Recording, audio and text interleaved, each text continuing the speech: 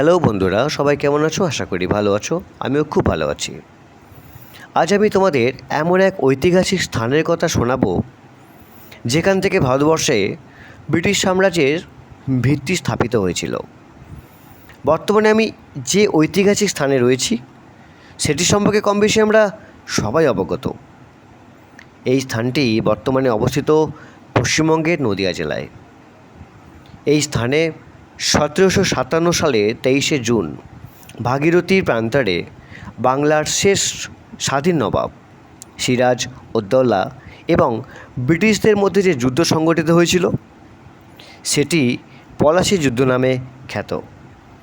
এই যুদ্ধে মির্জাপুরের চরম বিশ্বাসঘাতকতার কারণে মাত্র 11 ঘন্টার মধ্যে নবাব বাহিনী ইংরেজদের কাছে পরাজয় স্বীকার করে নেয় এবং এখান থেকেই ভারতবর্ষের ব্রিটিশ সাম্রাজ্যের ভিত্তি স্থাপিত হয়।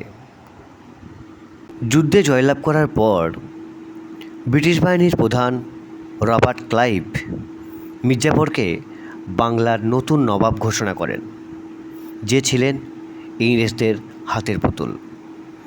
পরবর্তীতে ধীরে ধীরে ভারতবর্ষের বিভিন্ন প্রান্তে ব্রিটিশ সাম্রাজ্যের প্রভাব বিস্তার হতে থাকে এবং প্রায় 200 বছর ধরে ব্রিটিশরা আমাদের ভারতবর্ষকে শোষণ ও শাসন করতে থাকে।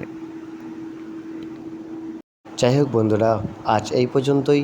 আবার দেখা হচ্ছে নতুন কোনো ভিডিওতে। সবাই খুব ভালো থাকবেন এবং পাশে থাকবেন।